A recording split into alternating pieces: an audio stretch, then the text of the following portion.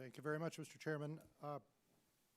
Dr. Bhattacharya, I have a question for you. First of all, thank you very much for the Great Barrington Declaration. I remember vividly the first time I read that. You know, I'd had my own doubts about the government's reaction, but I read that and I thought, thank goodness other people agree with me. So it was a very courageous thing to have done. Here's the question. So, you know, we've been having this discussion about the censorship that you endured as a result of that, and particularly at the time, the fact that the government agencies, multiple government agencies, played an active role in suppressing that point of view. So here's the question.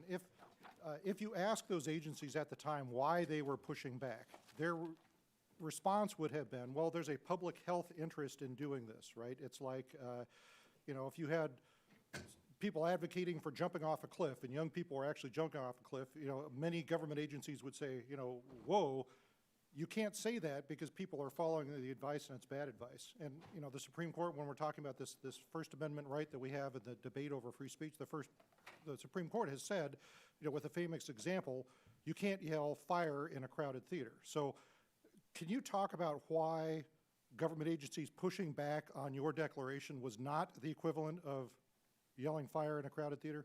Thank you for that, Congressman. So a couple of things. One is that the declaration itself represented a century of pandemic management. We were just restating how we managed pandemics in the past, respiratory virus pandemics in the past, successfully.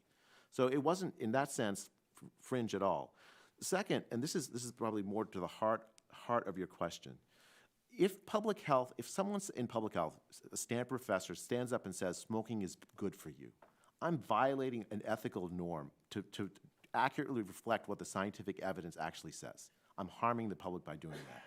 If I stand up and say something that is part of an active scientific discussion, how best to manage a pandemic, that's what I'm supposed to do as a professor. That's my job as a person in public health. And then to have that suppressed, well, that itself was unethical. It was an abuse of power by the federal government, in particular by Tony Fauci and Francis Collins, who have the ability to fund scientists, who make the careers of scientists, to put their fingers on the scale. And that's why I think what you said doesn't actually apply in this case. Sure. Well, and you made the point in your testimony that lack of scientific consensus should have been a red flag, which I agree with. In fact, I was working on my own doctorate at the time, and I looked at the evidence that was produced and thought that the lack of scientific rigor was just astonishing. You know, but by the same token, if that's the bar, you know, if consensus is the bar, we're never going to get there, because even if you yelled, you know, fire in a public theater, there'd be some scientist somewhere saying, well, actually, technically it's not fire, it's a chemically induced combustion reaction. You know what I mean? So I think that if we're going to criticize the government's reaction, which I think is totally justifiable, we also need to come up with constructive solutions to how to handle this in the future, because, you know, certainly we all agree that there is a public health interest that government agencies are supposed to promote.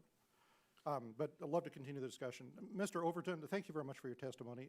You had responded to a couple questions already on Section 230 and the way that you think it needs to be reformed, because I think we're all in agreement that reform is necessary.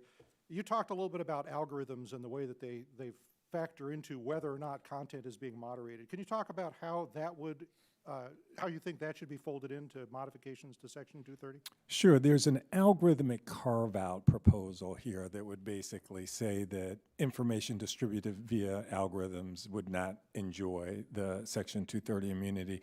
That could be very attractive. I think one problem is that algorithms are used for content moderation generally, and we don't want to prevent these algorithms from taking down pornography, obscenity, hate speech, a variety of other things. Sure. You know, I agree that algorithms need to factor into this.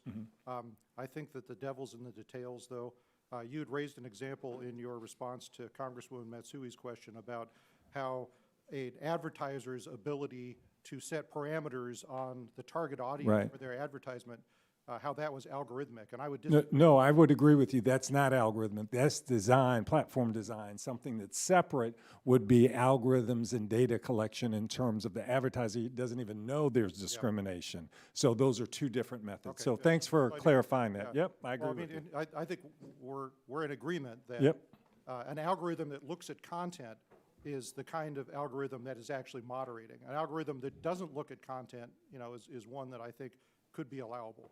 But I do think there are issues in terms of platform design, in terms of, hey, these design features are being used to discriminate on your platform. Well, it's a complex issue, and I'm glad we're having a discussion. I see my time's expired, although I've got a million more questions, but thanks for everyone for being here and taking part. I yield back. Thank you.